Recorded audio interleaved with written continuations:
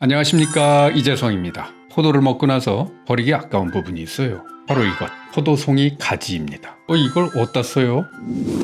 자, 레드와인 얘기부터 해볼게요. 레드와인, 적포도주. 이게 심장질환 예방에 좋다는 주장이 있지요. 저는 이 주장을 받아들이지 않습니다. 저만 안 받아들이는 건 아니고요. 미국 심장협회 역시 여러 가지 연구 결과를 토대로 와인이 심장병을 예방한다는 것은 증명된 바가 없다라고 천명했습니다. 와인을 옹호하는 학자들은요, 와인에 레스베라트롤 성분이 들어있어서 그게 심장혈관 질환을 보호한다 이렇게 주장합니다. 자, 레스베라트롤, 이건 포도에서부터 온 거죠. 포도의 레스베라트롤 성분은 좋습니다. 그러나 포도가 수리된 이 레드와인, 여기에는 포도의 좋은 것을 잡아먹고도 남는 나쁜 것이 들어있어요.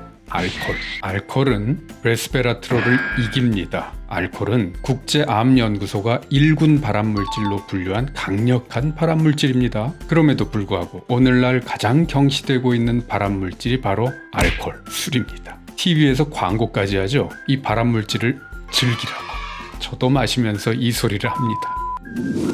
포도주에 들어있는 레스베라트롤의 양은요, 그걸로 뭔가 효과를 보려면 포도주 몇십 병은 모아야 됩니다. 레스베라트롤로 사람 대상으로 임상 연구를 한 거 보면요, 하루에 500ml 내지 1000mg 정도를 썼거든요. 이 레드와인 한 병에는요, 물론 제품마다 다르겠지만 레스베라트롤의 양이 많아야 10mg 정도라고 합니다. 그러니까 레스베라트롤 500mg 먹으려면요, 이런 거 50병 먹어야 돼요. 그렇게 먹다가는 간이 아작나죠. 레스베라트롤을 먹을 생각이면 포도주가 아니라 포도를 먹어야지요. 그죠?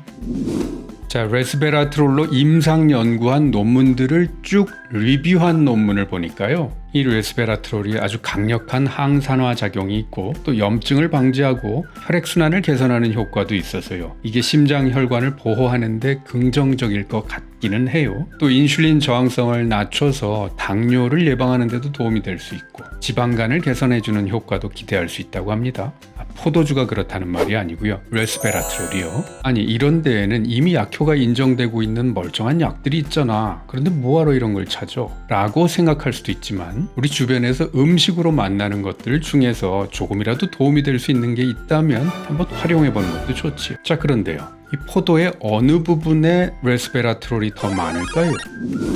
자, 일단 포도의 알맹이, 즉 과육에는 레스베라트롤이 없습니다. 그럼 와인에도 들어있다고 하는 레스베라트롤은 포도의 어디에서 온 걸까요? 네, 포도 씨와 포도 껍질에서 온 겁니다. 그러니까 포도에서 알맹이만 쏙 뽑아 먹고 그 껍데기와 씨는 다 뱉어버린다면 그건 그저 포도당, 과당, 설탕 정도만 먹는 거예요. 또 알맹이는 당덩어리거든요. 물론 약간의 폴리페놀도 있긴 하지만요. 자, 근데 놀라운 사실이 있어요. 2003년에 한국식품개발원 연구원들이 한국식품과학회지에다가 발표한 논문을 보니까요, 이 포도송이 가지에 레스베라트롤이 훨씬 더 많다는 거예요. 포도송이 가지에는 글쎄 레스베라트롤의 양이 포도 껍질에 비해서 34배 내지 55배, 포도 씨에 비해서는 43 내지 73배나 더 많이 들어있대요.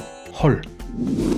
포도씨 추출물을 가지고 임상 연구한 논문들은 꽤 있는데요, 포도송이 가지 추출물을 가지고 임상 연구한 것은 찾아보기가 어렵네요. 아직까지는 세포 실험을 한 정도인 것 같아요. 포도송이 추출물에 대해서 연구한 한 논문에서 보니까요, 포도송이 가지에는 레스베라트롤 뿐만 아니라 카테킨, 퀘르세틴, 캠페롤과 같은 다양한 폴리페놀이 풍부해서 항산화 효과를 목표로 하는 건강식품에 충분히 활용할 만하다 이렇게 말하고 있네요. 자, 그러니까 여러분, 이제부터 포도를 먹을 때에는 그저 알맹이만 쏙 뽑아 먹지 마시고 씨도 좀 씹어 먹고 껍질은 삼키기까지는 못하더라도 좀 잘근잘근 씹는 것까지는 해보지요. 그리고 이 포도송이 가지는 어떻게 할까요? 여기에 레스베라트롤이 50배는 더 들었다고 하는데 말입니다. 이걸로 차를 만들어 보면 어떨까요? 포도송이 가지에는 독성은 없다고 알려져 있으니까요. 외국의 한 와이너리에서는요, 자기들이 와인을 만들 때 포도송이 가지를 넣는다고 자랑하고 있어요. 예, 괜찮은 것 같습니다. 아마도 그 집 와인에는 레스베라트롤이 훨씬 더 많이 들어있을 것 같아요. 자, 그럼 포도송이 가지로 차를 한번 만들어 볼까요? 한번 끓일 때는 요 한 송이만 가지고 한번 해볼 건데요, 저는 중간에 있는 굵은 가지는 쓰지 않고 포도 알이 붙어있던 요 작은 가지 부분만 잘라서 쓸 겁니다. 물 1리터에다가 꼭지 부분을 잘라 넣고요, 포도 껍질도 같이 넣을게요. 자기가 씹던 거면 뭐 좀 넣어도 괜찮지 않겠습니까? 어차피 끓일 거니까. 껍질에도 레스베라트롤이 풍부하고 껍질을 넣으면 맛도 더 괜찮아질 겁니다. 언제나 이런 걸 끓일 때는요, 물이 끓기 시작하면 불을 가장 낮은 불로 줄이고 1시간 정도 더 끓이면 됩니다. 자, 맛을 보니 괜찮답니다. 자, 여기서 한 가지 전제할 것이 있습니다. 농약에 관한 겁니다. 포도 농사를 짓는 과정에서 어쩔 수 없이 농약을 치게 될 텐데요. 우린 그걸 좀 제거하고 먹어야죠. 식약처하고 농촌진흥청에서 제시하는 방법은요, 포도를 그냥 씻지 말고 반드시 물에 담궈놨다가 씻으라고 합니다. 식초나 베이킹소다는 굳이 쓸 필요가 없다고 하네요. 그렇게 하나 안 하나 효과는 비슷하다고 합니다. 제 말이 아니라 식약처 말이요. 물에 1분 이상, 넉넉히는 5분까지 담궈두세요. 물의 양이 많을수록 거기서 농약이 더 쉽게 용출되어 나옵니다. 중간중간 좀 흔들어 주시고요. 중간에 물을 한번 갈아주는 것도 좋습니다. 그리고 그 다음에 흐르는 물에 씻어주면 됩니다.